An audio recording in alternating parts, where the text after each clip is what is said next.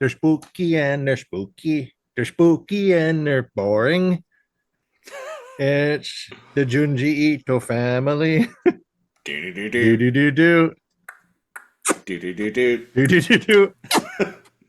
do do do do do do do do do do do.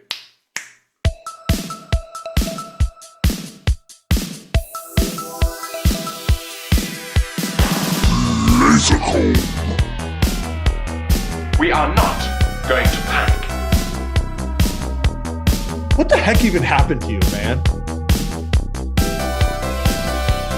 Vengeance. Shrimp Daddy! Ha ha ha ha! Give him a hockey stick! What am I, a fucking magician, man? Am I some kind of fucking magician, man? Fucking nerd. Whatever. It's not like we're professionals anyway. And I'm not sorry anymore. Time to big brain. Every day, yes.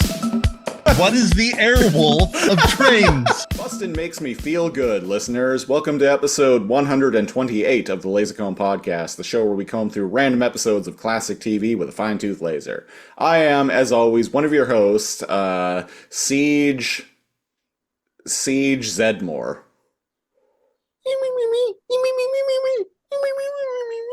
And I'm Cousin It, also known as Neocal.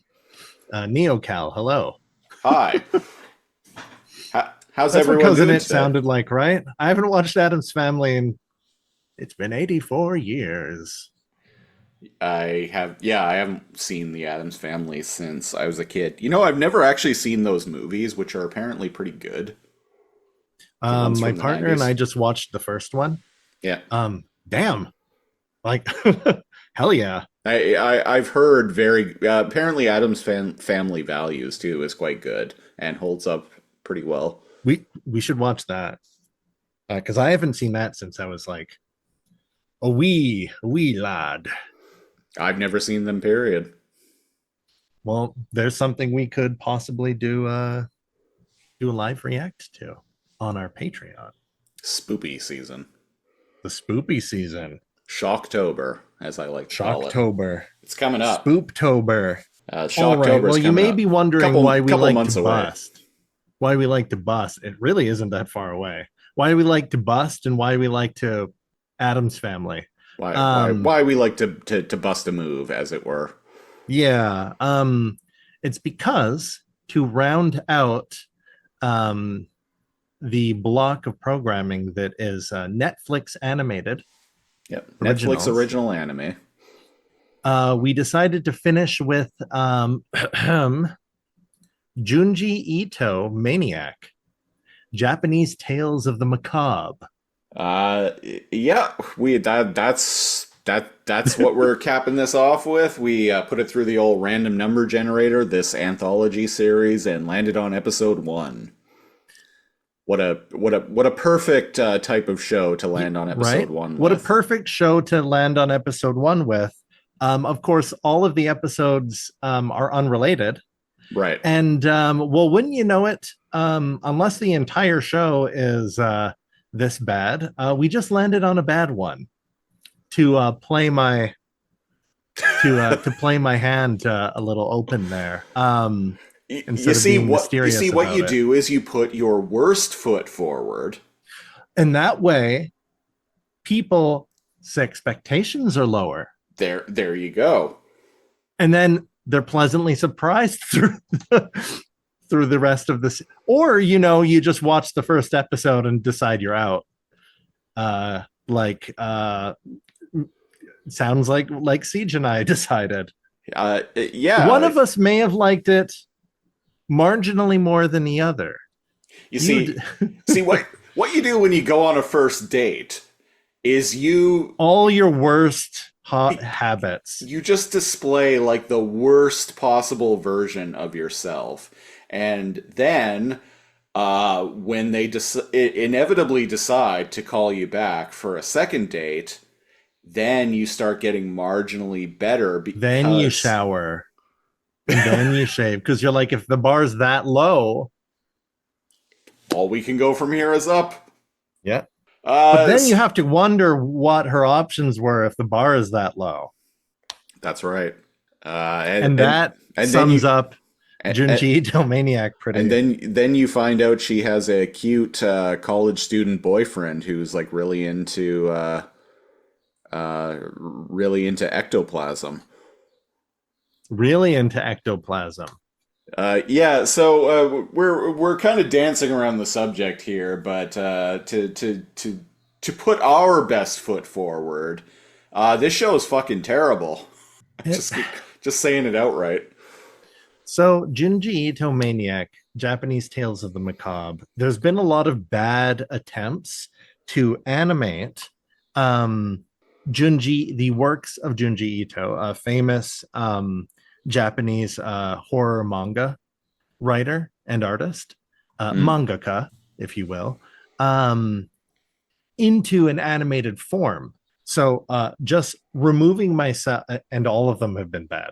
But I've been told, hey, no, check out the most recent stuff on Netflix. It actually does some of it some justice because instead of it being like this huge saga like Uzumaki Yeah. or like the Spiral's Tale, is it Uzumaki?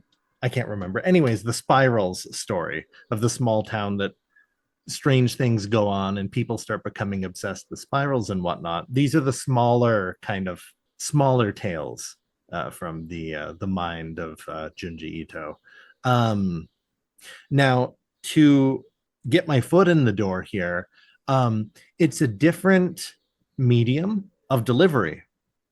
You have something in manga horror which is called anticipation of the page turn, Okay. where turning the page in of itself is like opening a door, and then you get to see what the character has been dreading looking out in the hallway for. And maybe there's a 2-page panel, right, of a dark hallway, and there's a silhouette of something small and unrecognizable at the end of a hallway, slithering down the hallway, moving towards you. That's creepy. Say The thing here I I just am described, on the road uh, again. There I that's the go. song it's singing. Turn the page. And there I go Then there I on goes the road again. ectoplasm again. So if I And just there gave you I the go. if I just gave you the creeps, or if Siege just gave you the creeps, we did a better job of whatever we just watched. So we landed on episode 1, Yeah. right? Best foot in the door. Um, Leading with your best foot, I mean. Um, it's about a family. Trailer Park Uh, Adams family. Trailer Park Adams family. So the strange Hikizuri siblings. Basically, the gist is at the very beginning, all of the family, it's a bunch of siblings, right? And for whatever reason, their mother and father's dead. So the eldest sibling is going off to work. He works at, I don't know, like a clerk or a firm or somewhere. He's a business person. And they all say thank you and they all bow to him and they thank you for like working for them. They're all kind of like baggy eyes, uh, unkempt looking, not the best looking people. I'm pretty sure the youngest like little girl in like a little dress and like pigtails is a little demon child. Yeah. Um, and we find out that the eldest son, sunken face, glasses, he just goes and pretends to work all day. He doesn't even like go drinking or like carousing or like seeing the sights. He just kind of like mutters to himself Yeah, and we find on all a this park out bench. because after he leaves for work and is fawned on by his like mutant siblings Mm-hmm. for being like for being like the responsible like business person and man of the family. After he leaves, he goes and just lays down under a tree and then proceeds to talk out loud about how he Their is the inheritance is so much that they don't need to work. that he doesn't need to work and that he just goes and sits under this tree all day to make his siblings feel like he's a responsible like big shot. So already right out of the gate, I'm like, this is clumsy ass writing.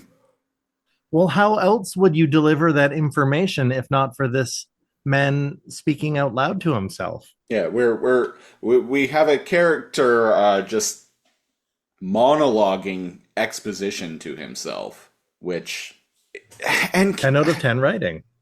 it's bad writing. It's clumsy, it's hackneyed, it's stilted. It's something that I see in anime a lot, not just this one.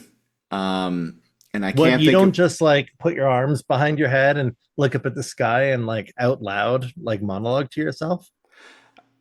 yeah, and I can't think of any specific examples, but this is a thing that I've seen in anime quite a bit, and it's one of the reasons why I don't like anime. How dare you? How dare you? Um, yeah, Speak the truth. just characters like monologuing out loud, exposition out loud to themselves. Just Are so you saying in the medium where they can animate anything, monologuing out loud to oneself is actually kind of like the most? But not only would I think we not put up with that for a live action show, you can do anything with animation. So when you do like the most boring thing, when you have the most expressive medium, I see what you mean now. yeah. I this the ways to deliver through animation are many different ways. So imagine, if you will, imagine some Dargans here. I'm imagining Dargans. Okay, go ahead. Pick a show. Just pick a show. Tell me the name of a show that you know that I'm familiar with. Breaking Bad. Breaking Bad. Okay. So imagine you have an episode of Breaking Bad where Walter White is just walking. He comes out his front door and he walks down the driveway of his Albuquerque home and just says for no reason, just says out loud to himself, "Oh boy, it's a good thing I'm cooking all that meth to get like a little nest egg for my family. So because I'm dying of cancer and I need to leave them something behind once I'm gone." It's only got 25 minutes to tell us a story. What do you want? And then a bald dude comes up wearing like, like a sport jacket. And this guy's like 60, 70 or whatever. And he's like, Walter, we need to talk. Yeah. So just imagine that scenario in that show. There are no Dargans I could possibly imagine. I'm out of Dargans. Now, yeah, and broader point. This is something that I see in anime a lot, and to what you were saying, this is not something that we would put up with in a live action medium. Once you brought that to my attention, that is not. There's a little bit. I wonder. It's not just singular. What's it called when each episode is its own? An anthology. It's not just anthology because this show, I give it some. I'm more forgiving because it's like, okay, it's got 20, 25 minutes to tell me this story. Sure, monologue, right? There's a better way to do it though. There is, but like I give it I give it some wiggle room there. But a lot of anime does this, but they're not and they're not an anthology. There's an ongoing story. And they do this throughout the so I understand. I see that there. Here's a less clumsy scenario. He's like laying under this tree. He notices like pretty photography girl over by the pond. And she looks over and notices him and comes over to talk to him, or he like goes to talk to her or whatever. And invites, finds out why she's taking pictures. Yeah. Finds out why she's taking pictures, and she's like, "Oh, what are you doing out here?" And he's like, "Oh, well, I live with my like disgusting family, and like I can't stand them honestly, and I pretend I go to work. I pretend I go to work. Like I don't need just Like, to get out of their hair, get them out of my hair. we don't need it financially because like we have a lot of money that was left to us, but like I just can't stand being around them, but like I don't want to tell them that, so I come here every day to make them and tell them I'm going to work just to get away from them And there you get the same information across in a less clumsy way. in a less clumsy way, while also conversing like a normal fucking human being with this other lady. Yeah. But we find out Big Brother San is not a guy, because he looks at her with a creepy smile and goes up and he tries to make small talk. And as a fellow magician who may or may not also have sunken eyes, who may or may not come off as creepy when they don't mean to. However, this guy very clearly, like, I think he like went, no, and like, hey, let's do this. Hey girl, you taking photographs of this disgusting, ugly, poisoned river? He's very clearly very thirsty for this chick. Yeah. And he's like, hey, my place is creepy and unkempt. And there's like a family graveyard. Why don't you? I bet you it's totally haunted.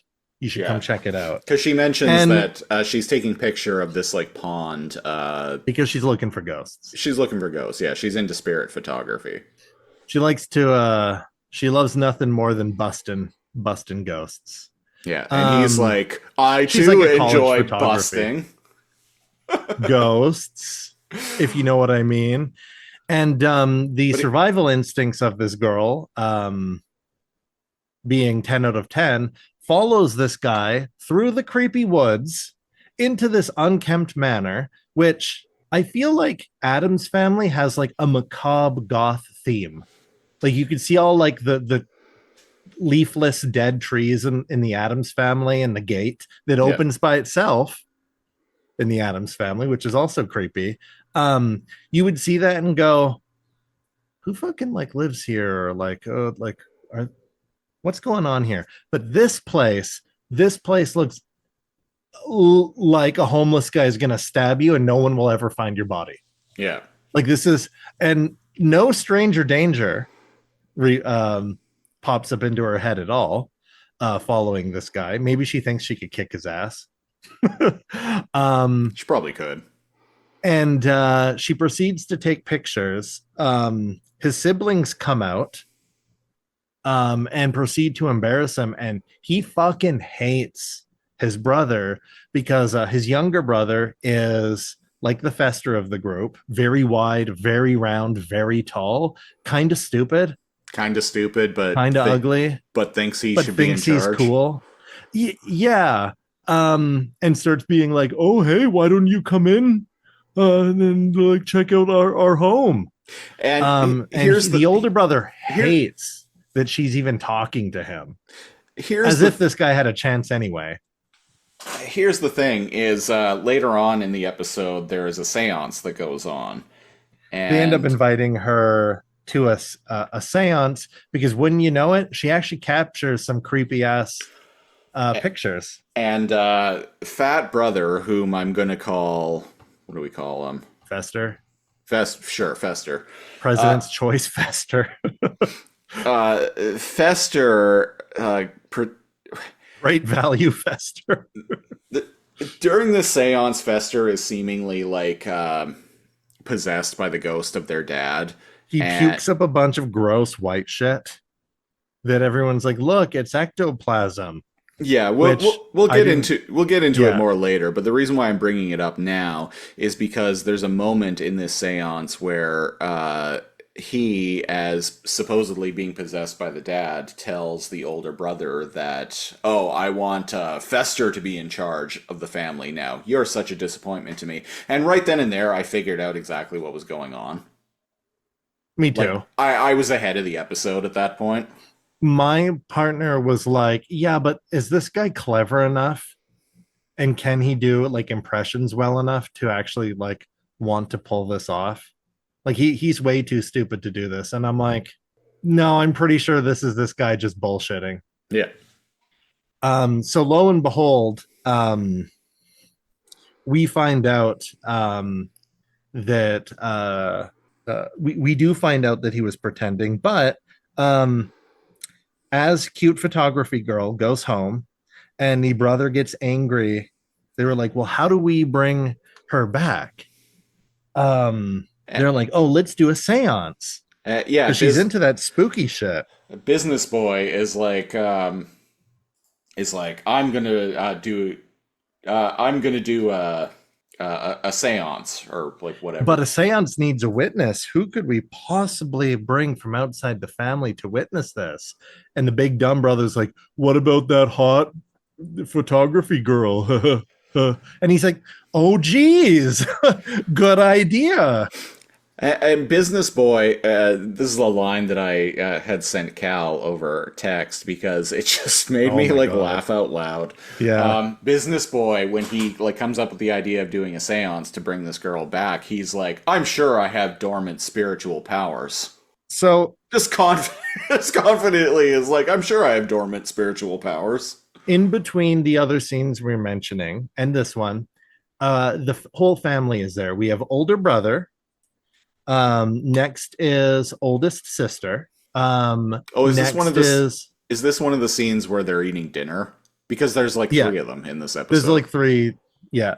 So the whole family, it's like older sister who kind of looks like their father, so very ugly, very broad. And then there's the middle child of the five, who's a normal girl, as far as I can tell. Just old enough where she has her shit together and can tell that the others are like really fucking weird. Yeah. Kind of cold though. And then we get the younger siblings. One is a quiet boy who they make deal with the youngest. There's a little demon child girl with a really ugly face, Yeah. and she's constantly making little faces. She's got little pigtails. Here's the thing: their parents are dead, and when she's screaming and crying and tantruming, they're like, "Hey, head of the family, do something." And she's like, "Oh, you're the oldest girl. You do something." And they keep delegating back Yeah. to like the next youngest, And so that like the 10-year-old has to do something about the 6-year-old. Fester tells normal girl, Yeah, the one who like is the right, most right. normal out of them. Fester Yeah, tells normal girl, middle child. "You deal with it because you look the most like mom," Right. which turns into this like really big Oh my thing. God. Yeah. That this is where I actually started hating the episode. Yes. It, Yes. So when he says you look the most like mom, the oldest sister goes, what do you mean by that? And he's like, oh, nothing, because the big dumb brother had yeah, said that. Great value Fester. Um, and then the oldest brother and the oldest sister, they seem to regularly enjoying mentally abusing their slow, dim-witted, like huge, like brother, because she's like, "Oh yeah, yeah, I can't believe you'd say that. How rude!" And the oldest sister's like, "If Big the Bertha. middle Let's call girl her Big looks Bertha. like Big Bertha, if middle child looks like our mom, then you're saying I must look like dad." Uh, And dad was an ugly, hideous you're saying bitch. you're saying I'm ugly and I'm a big oaf and I'm disgusting. How dare you say things like that to me?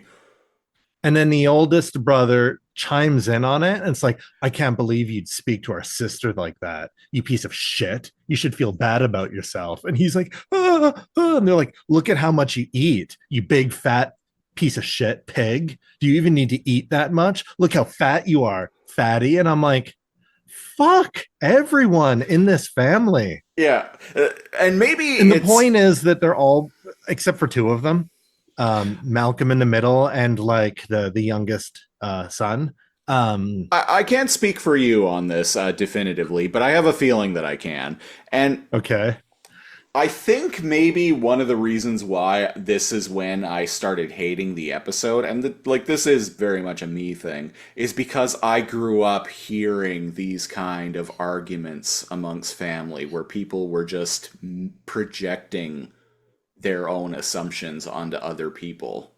And so let me throw a bone to Junji Ito for a moment here. Capturing the what's it called when you're like removed from society, like you're the horror of being stuck in a house, Yeah. of familial abuse, the uncomfortable social horror is usually paramount to a lot of his works. Okay. And in this case, straight up abuse. Not just emotional abuse, but this child abuse. The two youngest need, as far as I can tell, don't fucking go to school, and no one is looking after them. Yeah. And indeed, when the youngest boy tries to calm his youngest sister down, he's not mean. He's quiet. He just tries to avoid confrontation, unlike his like siblings, because there's like bully and like victim like complexes going on here. Yeah. He tries to control his sister, and his sister knows where she is on the hierarchy and attacks him regularly, literally scarring his face at one point. And I'm like, hey, photography girl, call child services. Right. Because she comes here and she's witness to how horrible this all is when she comes for the seance. Mm-hmm. And I was saying with my partner, she's invited because the sister shows up at her flat staring, hi, we're having a seance. You should come and like document it. And she's like, how the fuck did you find out where I live? And she very casually, like this is a normal conversation for her, drops, oh, my brother, my oldest brother, like followed you home. Well, anyways, you're invited to come, and like this is like when it's happening. So instead of being like, holy shit, no, get the fuck away from me, she goes, sweet, I'll be there.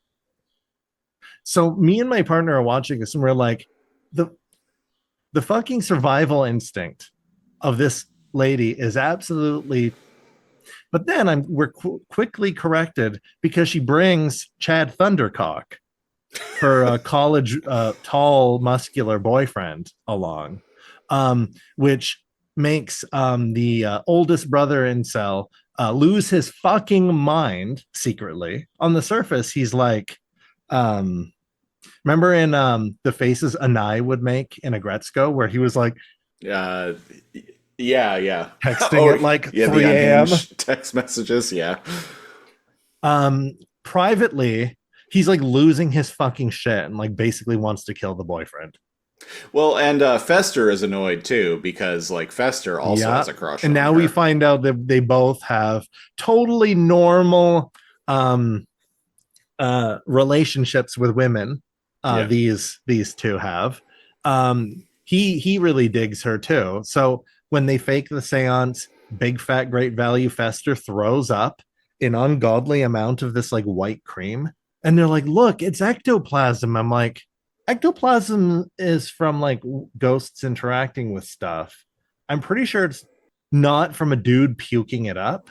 But shortly after he pukes up the ectoplasm, he portrays their father. He rolls his eyes back and they get like sunken and like veiny, and he talks in their father's voice. It sounds like the generational trauma is real and their dad was a gigantic huge piece of shit. Yeah, the vibe that I got from all of this was that their mother was sweet and nurturing, and their father was a fucking monster. Yeah, and we don't know how the mother died, so I'm assuming it was a murder suicide. It probably something like bad. Now, a big part of or the a car show accident is or something like that. A big part of the show is appeasing the smallest, the little girl, monster girl, by telling her oh, like that nice lady that's like taking picture of ghosts, maybe she'll like be able to take a picture of mom. You remember mom, right? And then she'll be like, oh, really? And then it's like, oh, we're doing a seance, so maybe you'll be able to talk to mom. And she's Yeah. like, oh, can you calm down and like talk? And like, maybe if you calm and you're quiet, maybe we'll. So manipulating her into thinking that she can like see the ghost of her mom again, which is fucked up in of it in of itself. Because now you're teaching the girl that like life and death is anyway. She's gonna start murdering cats if she already isn't at any time here, and she grabs the ectoplasm, I'm bunches pretty it in a sure she's ball. already like killing and eating pigeons. All the dead animals out by the river. Oh, that's just because it's like the because of the runoff from the factory is like up there. It has nothing to do with the cursed horrible family who doesn't take care of their family plot. Yeah. And all the dead pigeons, I don't know, why are their heads cut off? That I haven't seen a dead pigeon without a head. As No, soon that's not normal. Are you sure? Uh, as soon as the seance happened, my mind, like I said, I at this point, once like Fester is like acting supposedly possessed by their dad, and is oh, the like, big brother like cries and runs away because his dad's so disapproving. he's like, "You're such a disappointment. You're not the head of the family anymore. Fester is now the head of the family." And at this point, I'm like, "Yeah, okay, this is fake. This is this He's like pretending. this is like this really like dumb oaf of a dude who like wants to be in charge so he can essentially subjugate his other siblings, which he ends up doing." And yeah, like I said, I was ahead of the episode at this point. And Yeah, so me my too. mind started wandering, and I shit you not, I just started thinking about Ghostbusters. I'm like, you know what this episode needs? You know what this episode needs? Who you gonna call? Ghostbusters! And they kick down the door. I ain't afraid of no ectoplasm. Oh, the extreme Ghostbusters with like the goth chick and the wheelchair guy. Oh, there we go. Was there? Yeah, the goth girl. There was a lot of Rule 34 for her, wasn't there? Feel like maybe Rule 34, looking at Rule 34 of things we've watched, should become a bit on our Patreon super show. Yeah, there we go. There we go. Yeah. Because there was. And I'm like, didn't this only have a couple seasons from like 2 decades ago? And yet, 3 decades ago, and yet, almost. oh shit. Yeah, almost. And yet, you can find the most niche thing. And I'm tipping my hat to the fine artists themselves, of course. But you'll be like, oh, remember this like one character from this one episode of, or from these like this one season of what was it, the opposite of the Planeteers for Captain Planet? It was like the Pollutioneers or the Atomic, I can't remember, they had a different like title, but it was like, through your powers combined, I am Captain Pollution. There's an older chick wearing a pink jumpsuit and her face is like scarred and like burned, but her hair is covering it most of the time. There's so much fucking MILF porn on Rule 34 of her. Pages and pages of it. And you're like, wow. So sometimes a character just leaves an impact, huh? Do you remember Stop the Smoggies? What the Smoggies, Smoggies, stop the Smoggies, Smoggies, That- Smoggies. That sounds This wasn't a fever dream? Yeah, what the fuck is this? It's a Canadian What cartoon, universe I did think. this come from? What alternate dimension do I? Yeah, I remember the old guy. What the fuck? Stop the Smog. Yeah, it was a global show. Yeah, it's Canadian. The show took place on or around the the fictional Coral Island and revolved around a group of island-dwelling people called the Sun Tots and a trio of polluting treasure hunters called the Smoggies. Has a complete earworm of a theme song. As soon as you started singing it, I was like, the fuck? Right? It's kind of random, but I brought that up because when you were talking about like the anti-planeteers for whatever reason, Yeah. I just Stop the Smoggies popped into my head. Stop the Smoggies theme song. Blight. Dr. Blight is the character's name. Anyone listening to this, Google Dr. Blight fan art. And so, Uh-oh.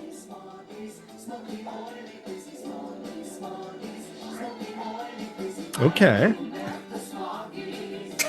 That's what the episode's become. You know what? I bet you an episode of that would be better than what we just watched. yeah, probably.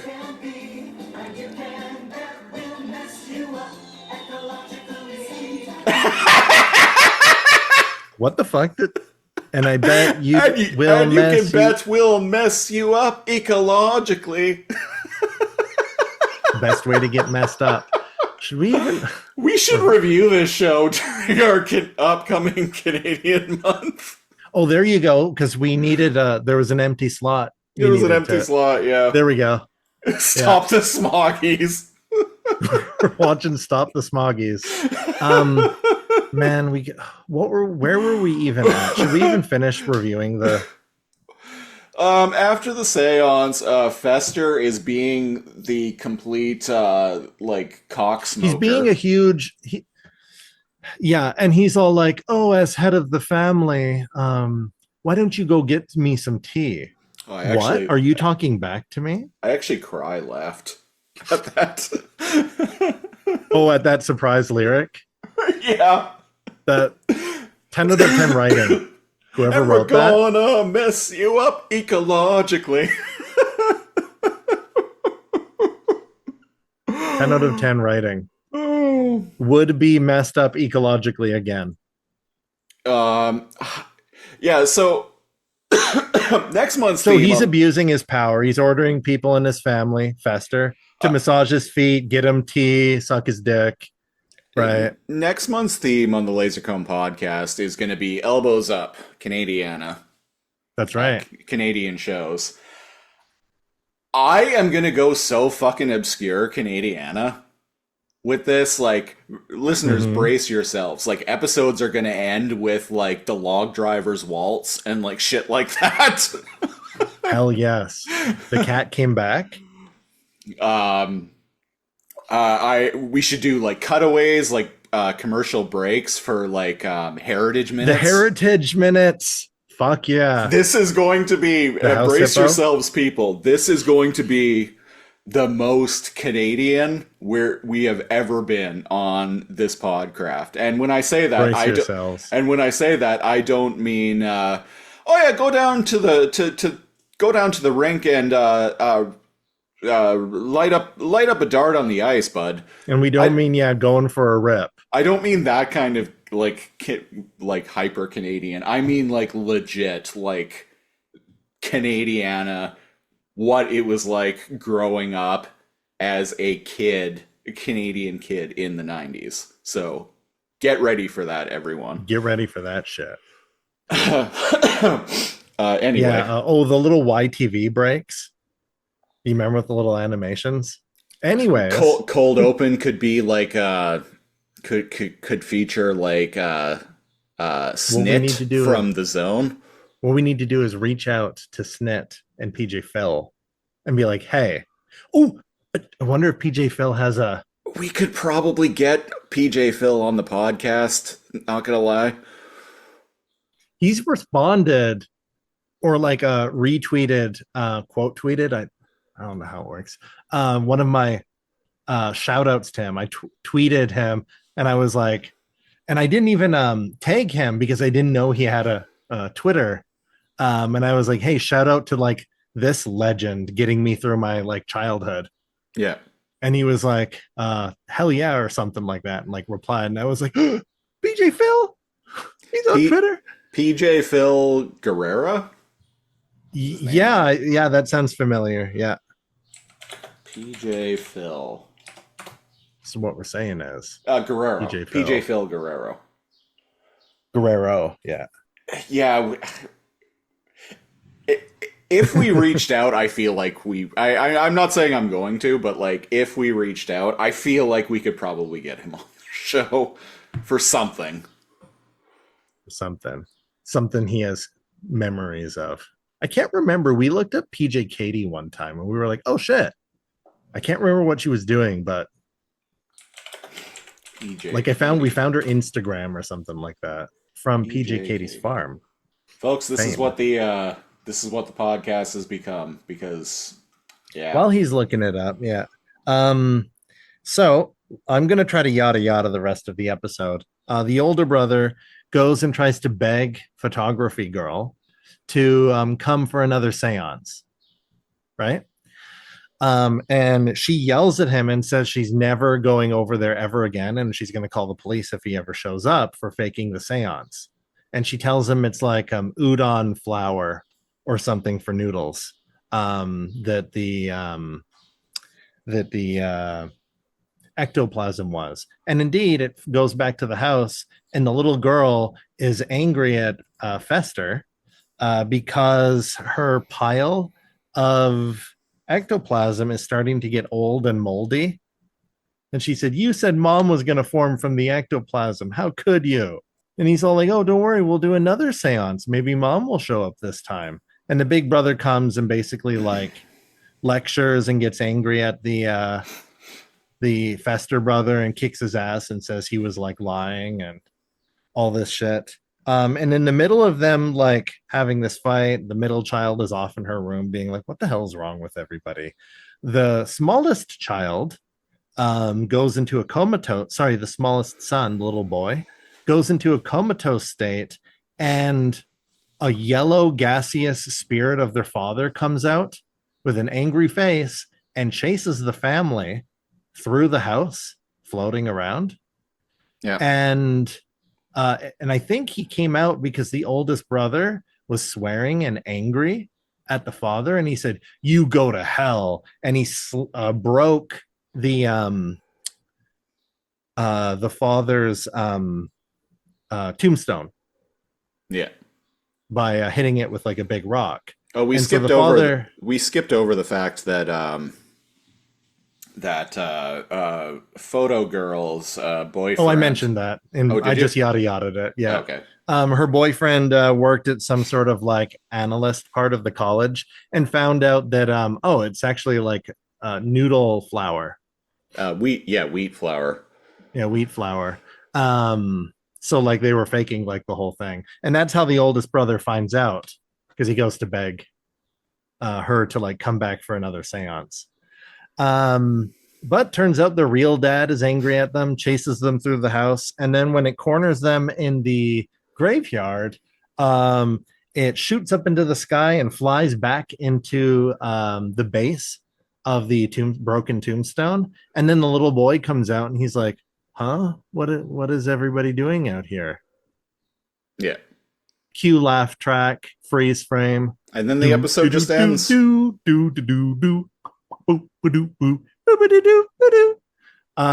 then the episode ends, I guess, with everybody still being an asshole, learning nothing.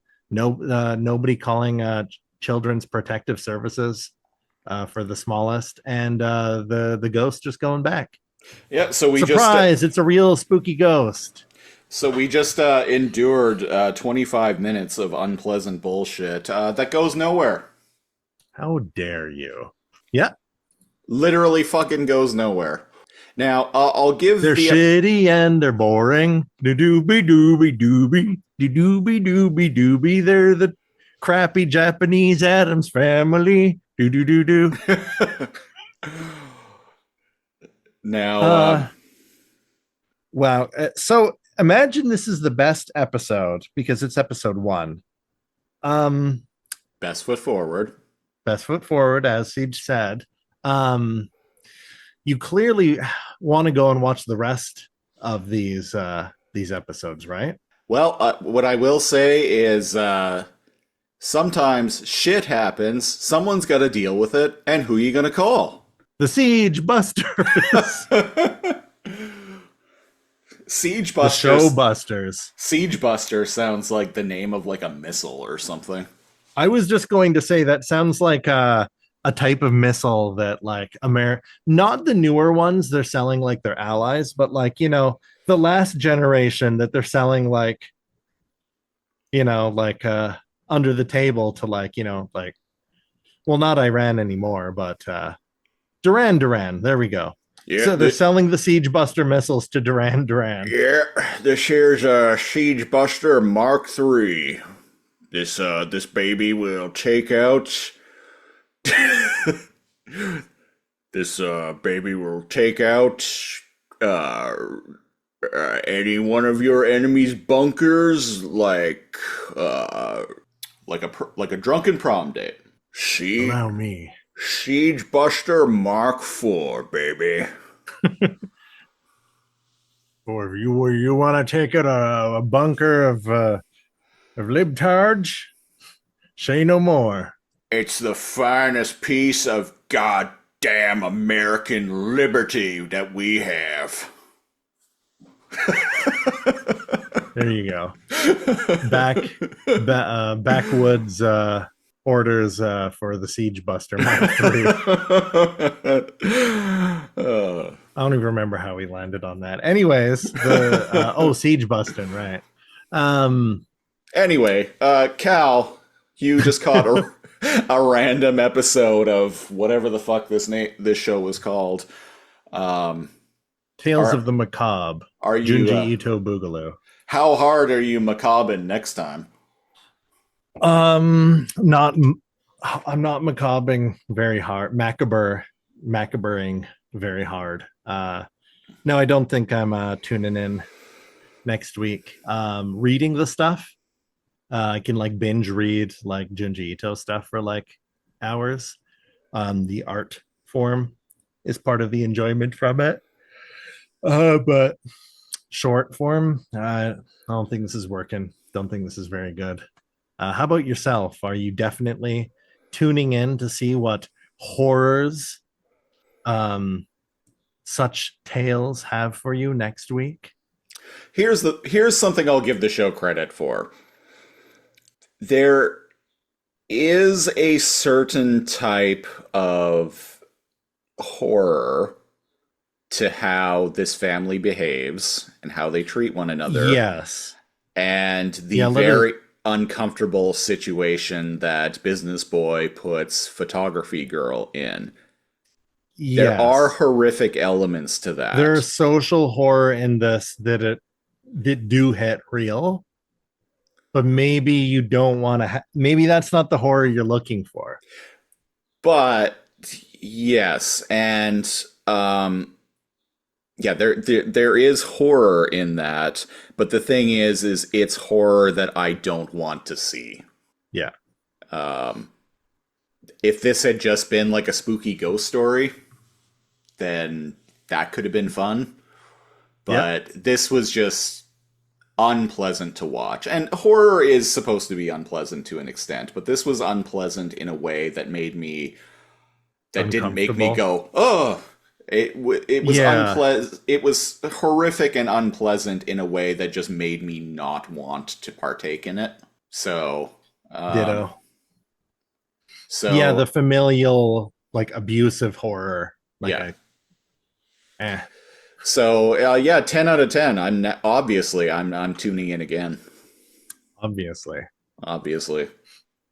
Well, that was episode 128 of the Lazor Comb podcast. If you want to support the show, go to patreon.com/LazorComb, LAZORCOMB. $5 tier, you get our bonus weekly Patreon exclusive Podcraft, the Super Lazor Comb Patreon Super Show. $10 tier, you get that. You get the occasional commentary track, and you get to pick a show for us to review a random episode of on this very podcast. So if you want to get in on that, go to patreon.com/lasercomb. Join the Discord if you want to interact with us. Link in the description as always. We will be back next week with the beginning of our new programming block for the month of July. July 1st is Canada Day. That's right.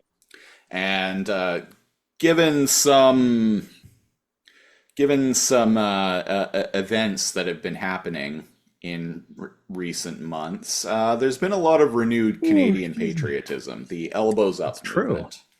It's true. Due to the machinations of a certain Cheeto-colored fraud in chief. Mm-hmm. So the month of July is going to be Elbows Up month. We're going to be covering Canadian shows, and not just Canadian shows that are actually set in Canada. That's right. What we're going to start with is Corner Gas. You know it. You love it. Corner Gas.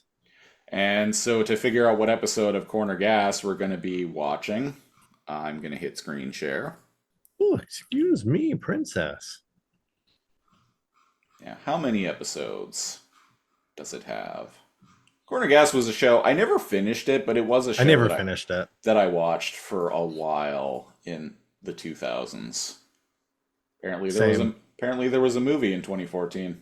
Today I learned. And apparently there's a cartoon. And yeah, today I also learned there was an animated series that ran from 2018 to 2021. Who knew?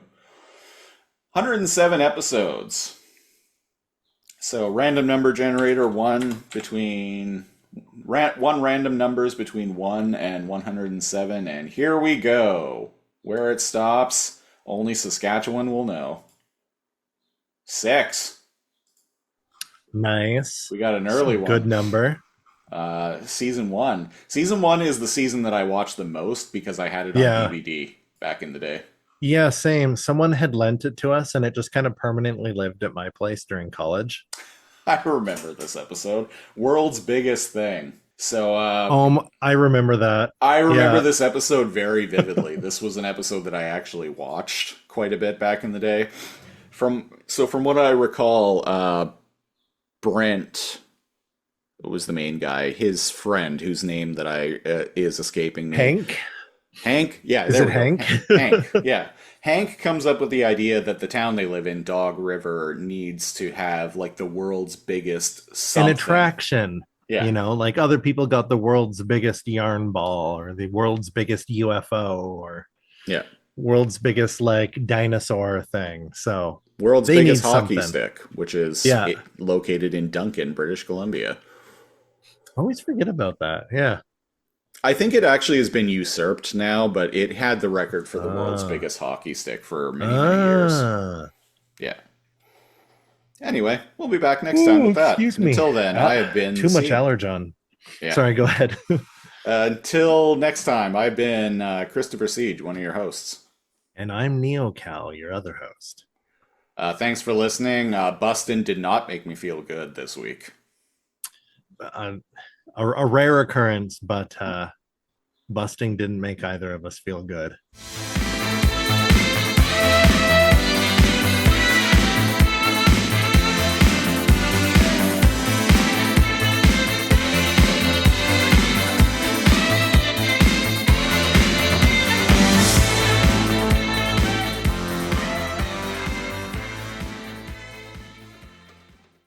There you go.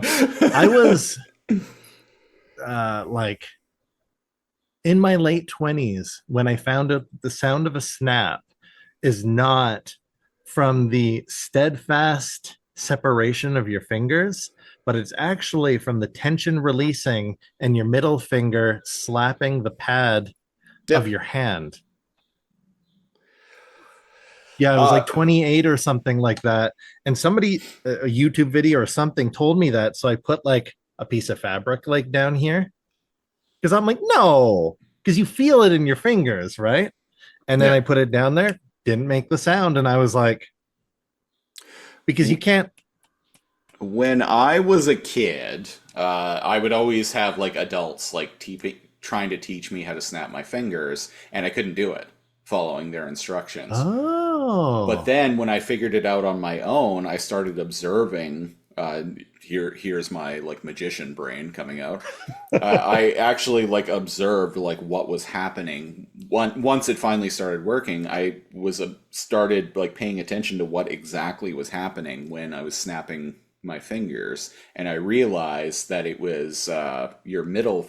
The sound primarily comes from your middle finger hitting like the lower part of your thumb. So you I figured got it. that I just through figured observation. it out. Yeah. Damn. Yeah. Can I do it with left hand? Oh, I can. I was like, can I even snap with my left hand? And It's one of those things where, oh, and then once I figured and I out, forgot how.